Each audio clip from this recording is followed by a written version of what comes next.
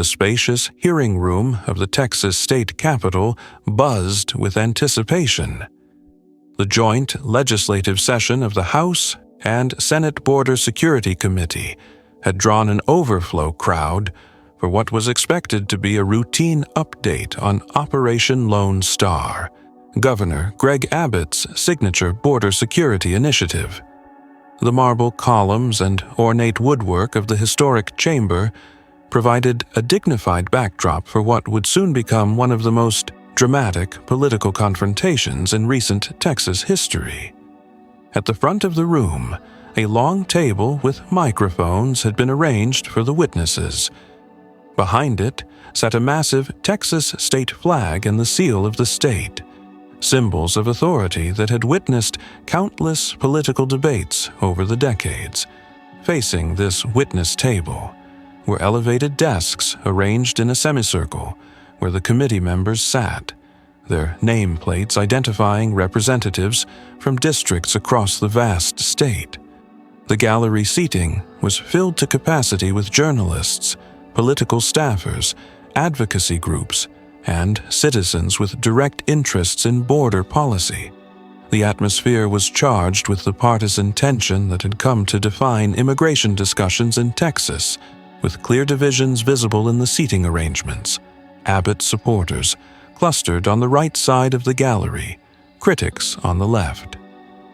Governor Abbott had not planned to attend personally, instead sending his Border Security Director, Colonel James Wilson, along with his Budget Director and Communications Chief, to present what the administration expected would be a triumphant update on the $4.6 billion operation.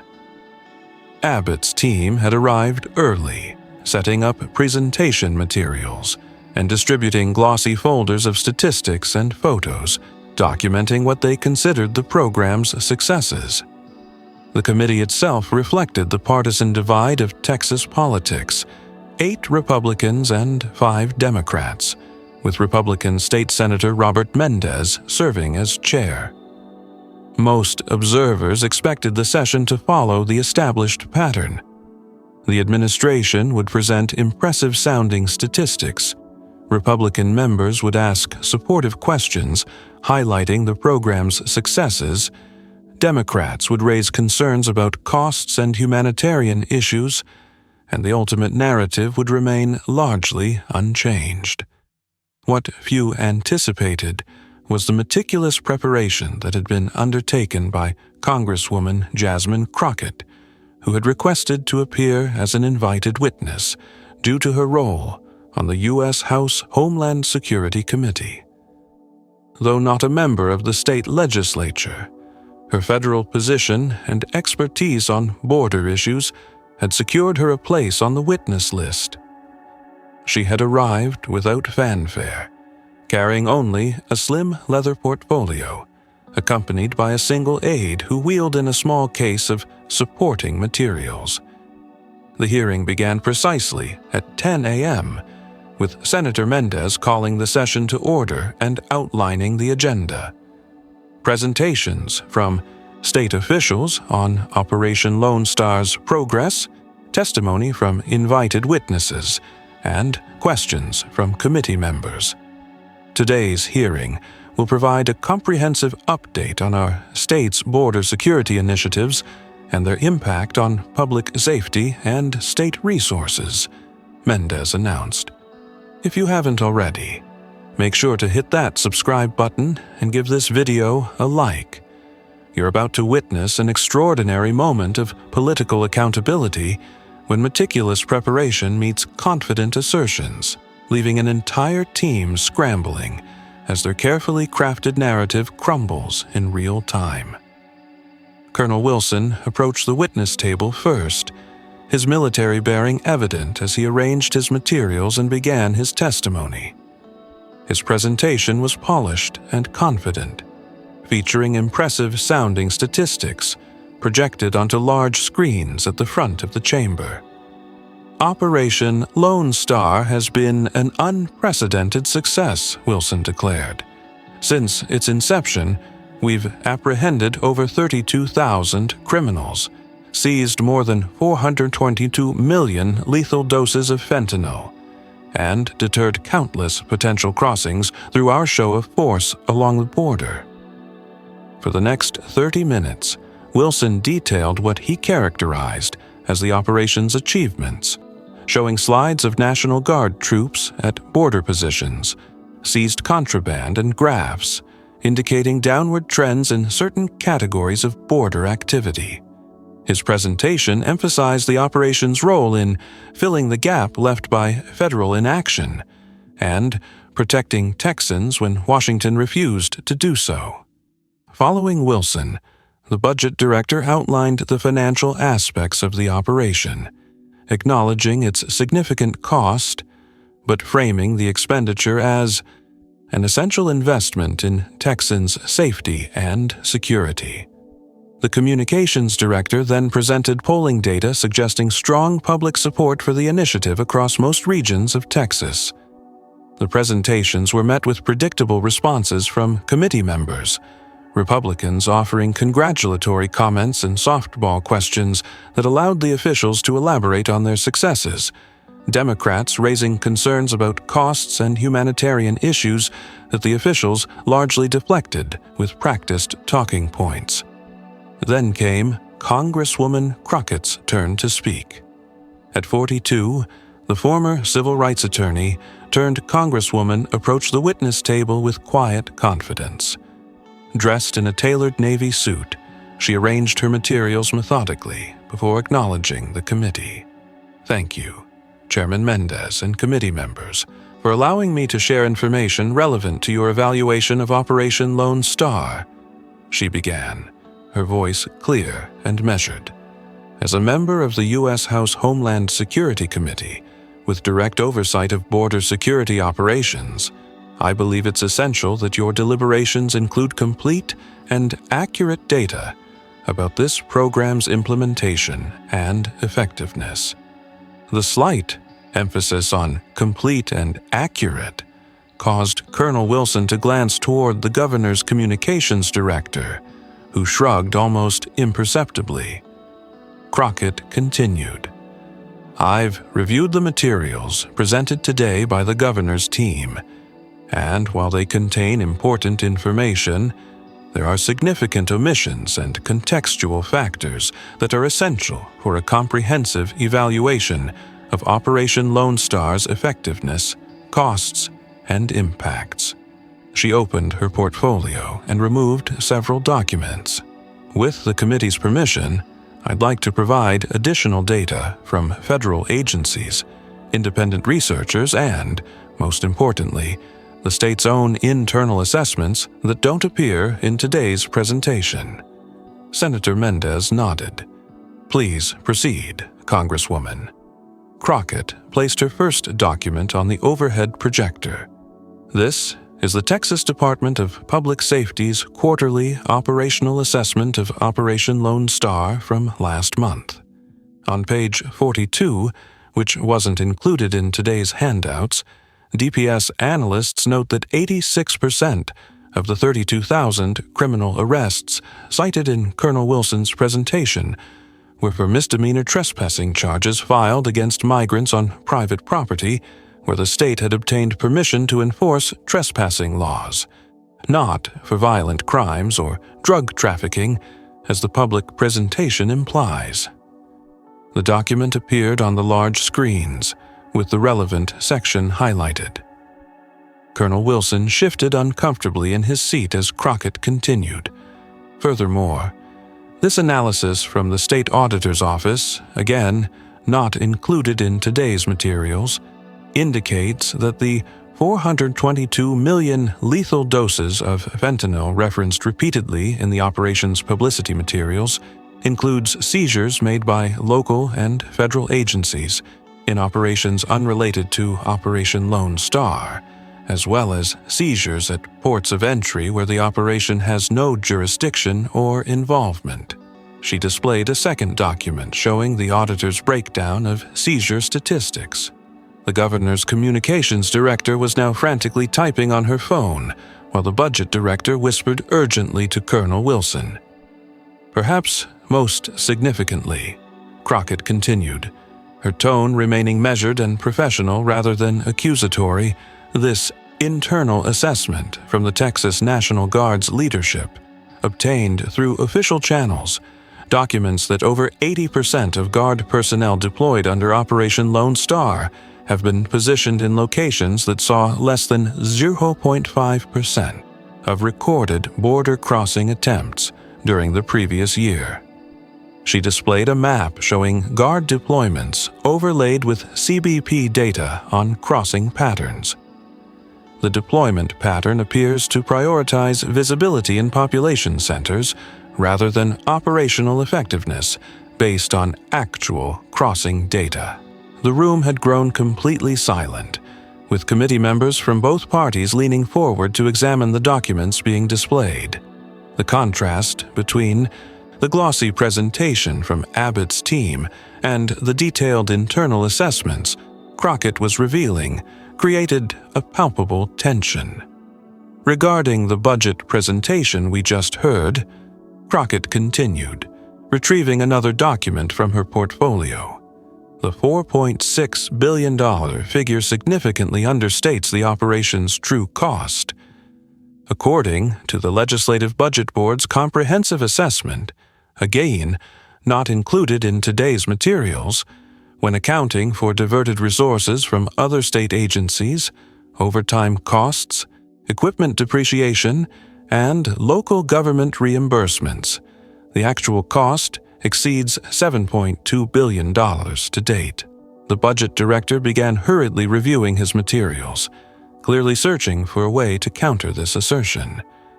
Crockett proceeded methodically through additional discrepancies, each supported by official documents, many from the state's own agencies, that contradicted or significantly contextualized the claims made in the official presentation.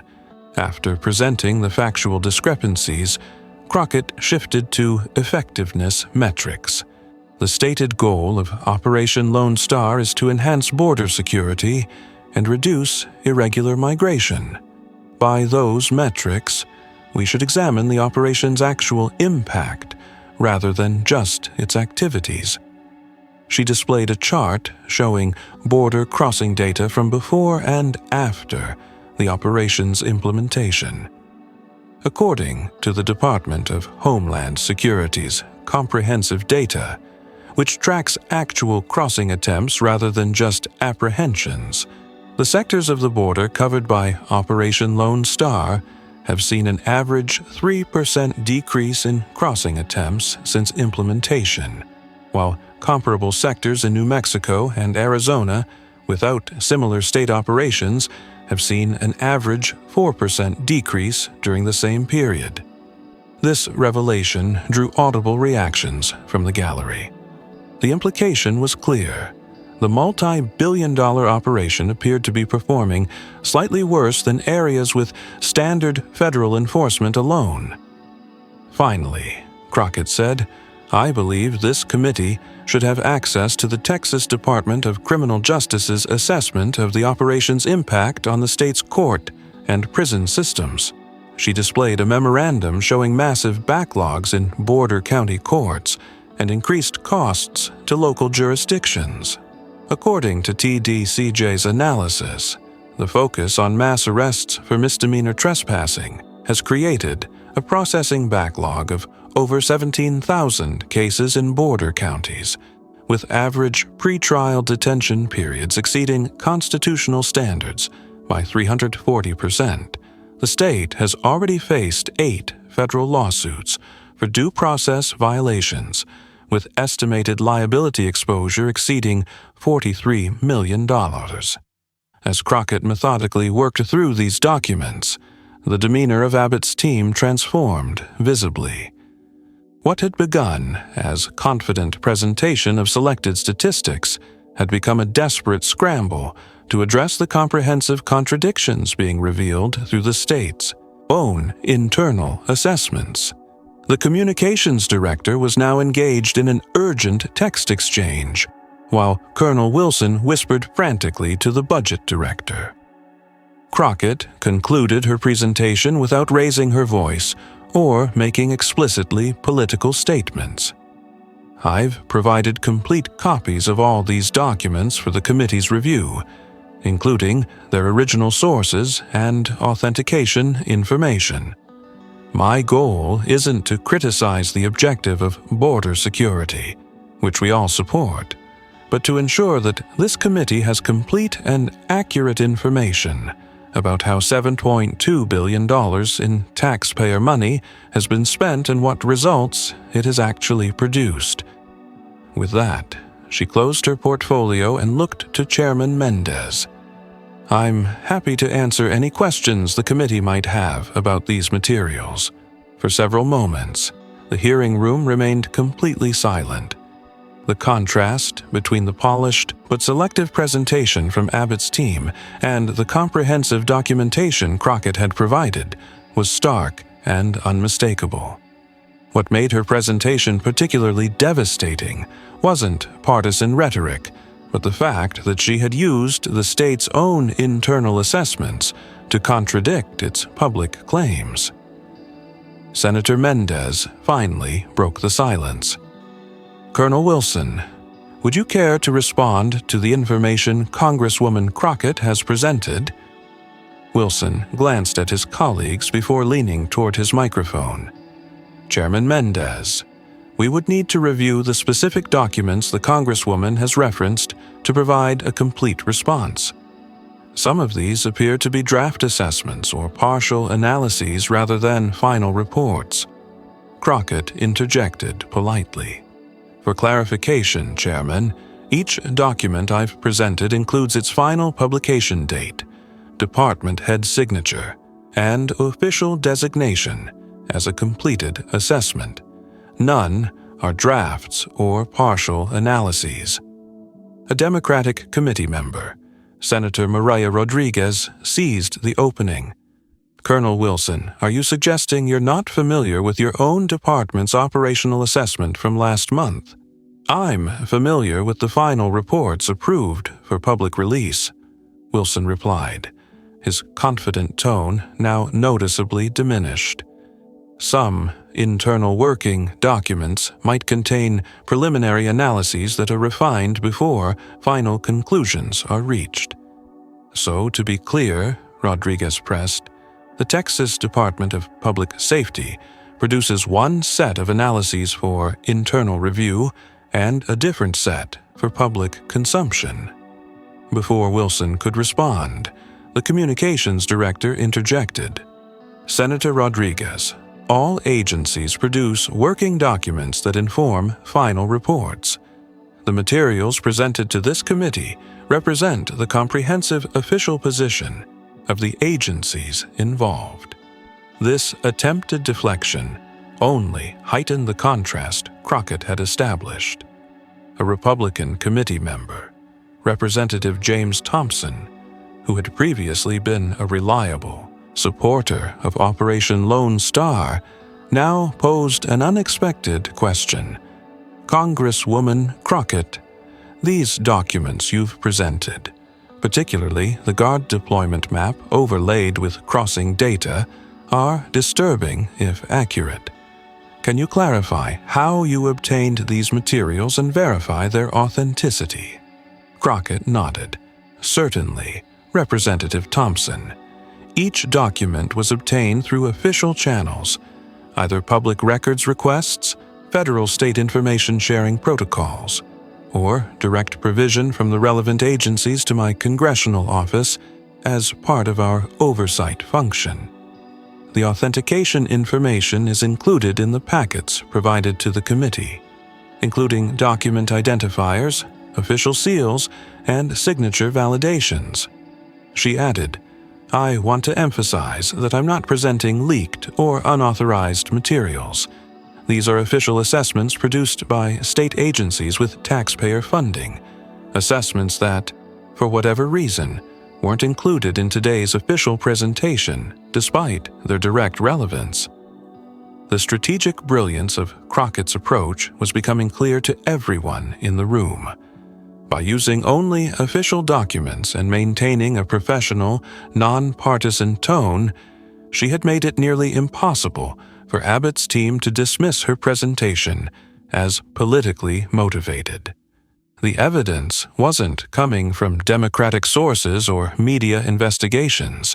It was coming from the state's own internal evaluations. The governor's communications director, recognizing the deteriorating situation, attempted damage control. Chairman Mendez, while we appreciate Congresswoman Crockett's input, today's hearing was scheduled to focus on Operation Lone Star's operational updates. We would be happy to address these additional materials at a future session after proper review. This transparent attempt to delay accountability only made matters worse. Chairman Mendez, despite his Republican affiliation, appeared visibly troubled by the discrepancies Crockett had revealed. I believe the committee benefits from having complete information during our oversight process, he stated. Colonel Wilson, would you and your team like a short recess to review these materials before responding to questions? Wilson glanced at the communications director, who gave a slight nod. Yes, Chairman. A brief recess would be helpful. As the committee recessed for 30 minutes, the scene in the hearing room was extraordinary. Journalists were frantically filing initial reports. Committee members were huddled in small groups reviewing Crockett's documents, and Abbott's team had retreated to a side room for what observers described as an intense emergency meeting. When the hearing resumed, the change in Abbott's team was palpable. Gone was the confident, almost triumphant tone of their initial presentation. Colonel Wilson returned with a visibly more cautious demeanor. Chairman Mendez, committee members, after reviewing the materials presented by Congresswoman Crockett, I want to acknowledge that there are indeed different ways to analyze the data regarding Operation Lone Star. While we stand by the program's overall importance to Texas security, we recognize that some of the metrics and presentations could benefit from additional context. This carefully worded partial concession, clearly crafted during the recess, did little to address the specific contradictions Crockett had documented. Committee members from both parties proceeded to ask increasingly pointed questions about the discrepancies between public claims and internal assessments. Republican Senator Johnson, previously a strong supporter of the operation, posed what would become the hearing's defining question. Colonel Wilson, setting aside any disagreements about interpretation, can you explain why your team's presentation to this committee today excluded the state auditor's breakdown of fentanyl seizures and the DPS's own analysis of arrest categories? These seem like relevant facts for our oversight function. Wilson's hesitation before responding was brief but noticeable. Senator Johnson, we prioritized information that most clearly communicated the operation's core activities. All of these documents are available through proper channels. Available, yes, Johnson pressed, but not provided to the committee tasked with oversight of this $4.6 billion, or apparently $7.2 billion operation. That distinction matters. For the next 2 hours, the hearing continued with increasingly uncomfortable questions for Abbott's team. The political alignment that had previously dictated questioning patterns began to break down as Republican committee members, concerned about fiscal responsibility and transparency, joined their Democratic colleagues in pressing for explanations of the discrepancies. Throughout this extended questioning, Crockett remained at the witness table, occasionally providing clarification about specific documents when asked, but otherwise allowing the committee members to drive the examination. Her restrained approach enhanced the impact of her presentation. She had provided the facts, and now allowed the oversight process to function without insertion of partisan commentary. By the hearing's conclusion, what had been planned as a routine update highlighting the operation's successes had transformed into a fundamental re-examination of both its effectiveness and the transparency with which it had been presented to legislators and the public. Chairman Mendez closed with an uncharacteristically pointed statement. Based on the information presented today, including materials not initially provided by the operation's leadership, this committee will be initiating a comprehensive review of Operation Lone Star's implementation, metrics, and reported outcomes. We will schedule additional hearings to address the significant questions raised about both the operation's effectiveness and the completeness of information provided to this oversight body. Outside the hearing room, reporters surrounded both Abbott's team and Crockett for comments. The governor's communications director, visibly strained, offered a brief statement. Operation Lone Star remains a crucial component of Texas's security infrastructure. We welcome continued dialogue about its implementation and look forward to addressing any concerns in future hearings. The contrast with Crockett's calm, substantive comments was striking. Today wasn't about scoring political points, she told journalists. It was about ensuring that Texas legislators have complete information when evaluating a program that has cost taxpayers over $7 billion. Border security is a serious issue that deserves serious, fact-based assessment beyond political messaging. When pressed about how she had obtained the internal documents, Crockett simply stated, "Every document I presented today is an official state record, properly obtained through established channels. The more important question is why these documents weren't proactively shared with the Oversight Committee responsible for evaluating this massive expenditure of public funds." Within hours, the political impact was evident. Headlines across Texas captured the dramatic shift. Internal documents contradict Abbott's border claims. Houston Chronicle.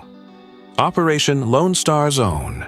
Assessments reveal gaps between public claims and internal evaluations. Dallas Morning News. State's own data undermines Operation Lone Star effectiveness claims. Austin American Statesman.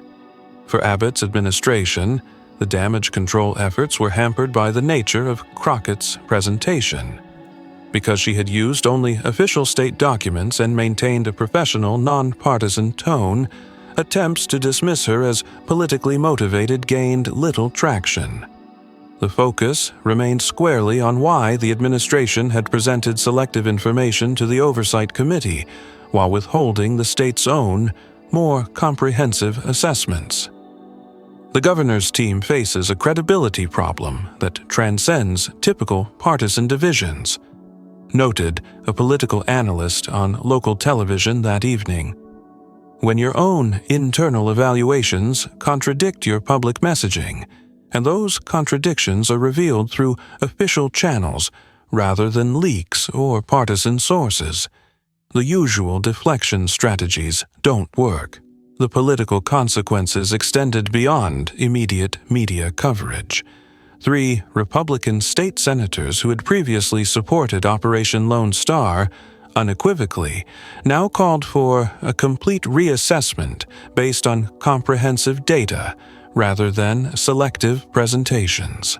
Several border county judges, including Republicans, issued statements expressing concern about the operation's impact on local judicial systems, as documented in the criminal justice assessment Crockett had revealed. For Crockett, the aftermath brought increased attention, but no change in approach.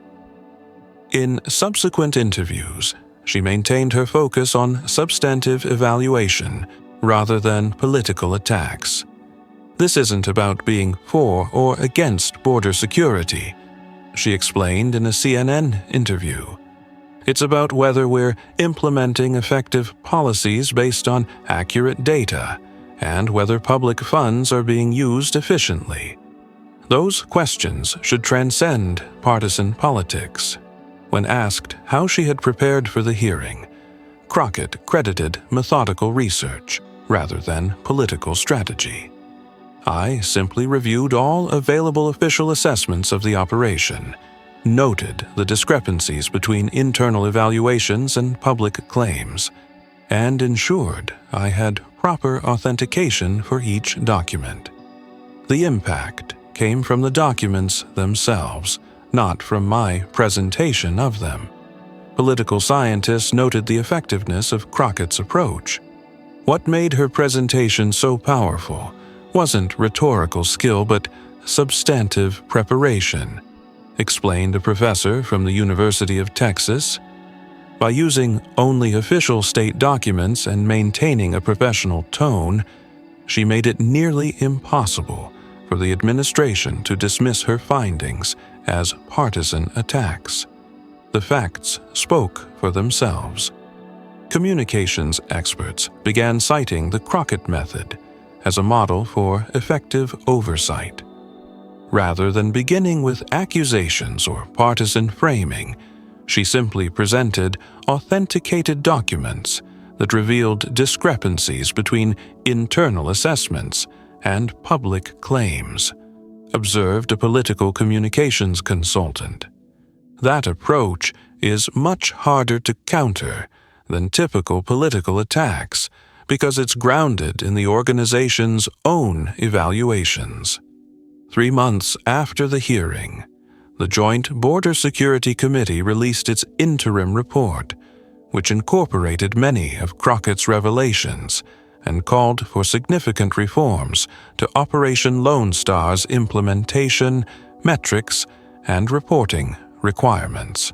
The report, supported by members of both parties, represented an unprecedented reassessment of what had previously been considered untouchable due to its political popularity. 6 months later, the Texas legislature approved a modified border security approach that maintained the objective of supporting federal enforcement while implementing stricter oversight, more transparent reporting requirements, and revised deployment strategies based on actual crossing data rather than visibility metrics. While still substantial, the funding was reduced by 32% from previous levels, with the savings redirected to other security and infrastructure priorities. For political observers, the entire episode offered a case study in how substantive, documented oversight could cut through even the most politically charged issues. It demonstrated that when presented with comprehensive information rather than selective narratives, legislators from both parties could find common ground in basic principles of fiscal responsibility and programmatic effectiveness. What changed wasn't the partisan composition of the legislature or the political importance of border security, noted a government professor from Texas A&M. What changed was the information available to decision-makers and their willingness to prioritize effectiveness and fiscal responsibility over political messaging once confronted with their own agency's assessments. A year after the hearing, when the Texas Tribune published a comprehensive analysis of the reforms implemented following Crockett's revelations, they concluded, the Operation Lone Star transformation represents a rare example of substantive policy reform driven not by changing political winds, but by the simple introduction of complete information into a political process previously dominated by selective narratives. The article continued. What began with Congresswoman Crockett's methodical presentation of the state's own internal assessments culminated in a border security approach that maintains the objective of supporting enforcement while significantly improving operational efficiency, fiscal responsibility, and transparency. changes that benefited Texans regardless of their political perspective on immigration policy. For those who had witnessed or later studied the hearing, it represented a powerful reminder that in a functioning democracy, accountability ultimately depends not on partisan advantage, but on the willingness of oversight bodies to insist on complete information, especially when billions in taxpayer dollars and fundamental public interests are at stake. If you found this breakdown of how meticulous preparation and official documentation can transform political accountability valuable, don't forget to like this video and subscribe to our channel. Hit that notification bell to stay updated on more moments where substantive oversight cuts through political messaging. What other government programs do you think would benefit from this kind of comprehensive, document-based examination? Share your thoughts in the comments below.